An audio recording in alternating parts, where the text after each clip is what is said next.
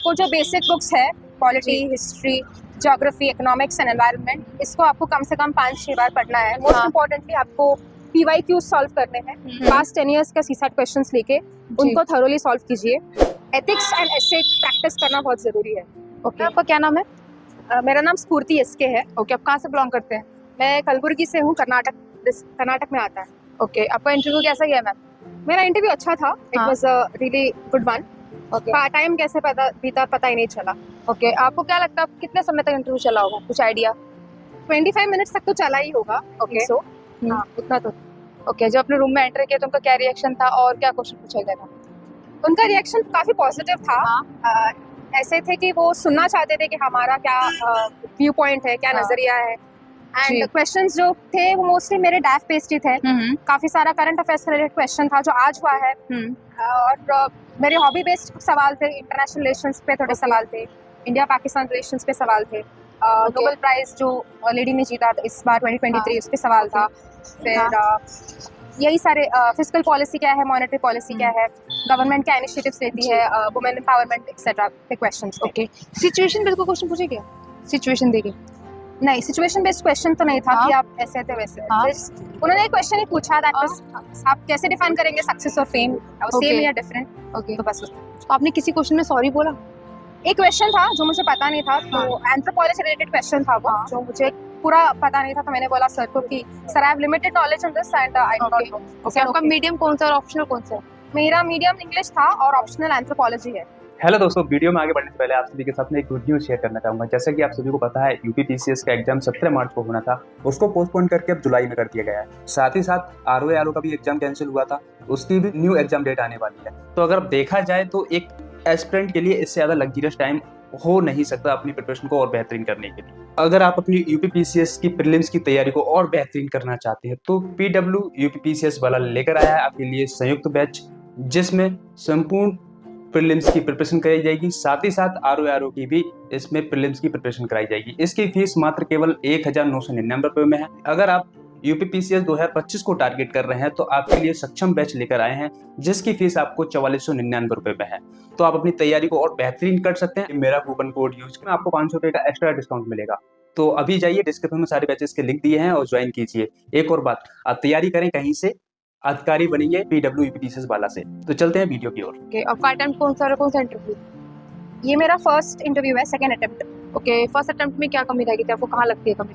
First attempt में मेरा prelims clear नहीं हुआ था एंड आई थिंक वो इसलिए था क्योंकि मैं जस्ट ग्रेजुएट होके काफी कम टाइम में काफी ज्यादा कवर करना था, तो मेरा बेसिक्स ठीक से नहीं हुआ था। तो इस वजह से नहीं हुआ। ओके, आपका एजुकेशन बैकग्राउंड क्या है? मैंने BTech किया इलेक्ट्रॉनिक्स इलेक्ट्रिकल इंजीनियरिंग कर्नाटक से ही। ओके, आपने सेकंड अटेम्प्ट में भी इंटरव्यू तक पहुंचे, बहुत अच्छी बात है। और इस बारे में क्या बोलेंगे, प्रीलिम्स की तैयारी कैसे करनी चाहिए स्टूडेंट्स को? प्रीलिम्स की तैयारी काफी ऑर्गेनाइज रखिए। आपको जो बेसिक बुक्स है polity, history, geography, economics and environment, इसको आपको कम से कम 5-6 बार पढ़ना है। बेसिक्स क्लियर रखना है, करंट अफेयर्स पे फोकस करना है एंड मोस्ट इम्पोर्टेंटली आपको PYQ सॉल्व करने हैं। PYQs पे ज्यादा से ज्यादा ध्यान देना है और उसके ऊपर नोट्स बना के वही थरोली पढ़ना है। Okay, that will be for prelims. Okay, आपको क्या लगता है जो न्यू स्टूडेंट्स है वो क्या गलतियां कर देते हैं प्रीलिम्स में जो CSAT से नहीं निकल पाता है? और आपका भी सेकंड अटेम्प्ट, आप अच्छे से बता सकते हैं इस बारे में। मुझे लगता है गलती वही होती है जहाँ पे वो ऑर्गेनाइज ना रखते हैं, पढ़ते सब है बट ऑर्गेनाइज्ड वे प्रिपरेशन नहीं होता है, एफर्ट हो जाता है, तो कहीं कुछ पढ़ा कहीं कुछ छोड़ दिया। नहीं, 360 डिग्री लेवल ऑफ प्रिपरेशन होना चाहिए फिल्म्स के लिए। डिवाइड करके पढ़िए कि ये बुक्स है और ये करंट अफेयर्स है और ये मॉक्स है और ये UPSC के PYQs है। ओके, और CSAT के लिए आपको नेग्लिजेंट नहीं रहना है। पास्ट 10 इयर्स का CSAT क्वेश्चंस लेके उनको थरोली सॉल्व कीजिए। आप पहले देखिए कि आपका इंग्लिश स्ट्रांग है या फिर उसमें मैथ स्ट्रांग है। अगर आपका इंग्लिश स्ट्रांग है तो मैं कहूंगी सबसे पहले वही अटेम्प्ट कीजिए। 25 क्वेश्चंस रहते हैं, if you get 23 right you are in. Okay, so that should be the strategy. Okay, mains के लिए क्या करें? मेंस के लिए कहूंगी कि आप प्रीलिम्स के लिए जो पढ़ते हैं मेंस के लिए तो आता ही है, तो आपको उसको सप्लीमेंट करना है जो करंट अफेयर्स में चल रहा है एंड आपको बहुत ज्यादा पेपर्स प्रैक्टिस करने हैं। ऑप्शनल के लिए आई वुड से कि 3-4 बार प्रीलिम्स से पहले पढ़ना बेटर है और उसके बाद ताकि आपको थोड़ा टाइम मिलेगा सिर्फ और सिर्फ आंसर्स लिखने के लिए एंड जो भी नया कुछ आता है उसको लिखने। और एथिक्स एंड एसे प्रैक्टिस करना बहुत जरूरी है।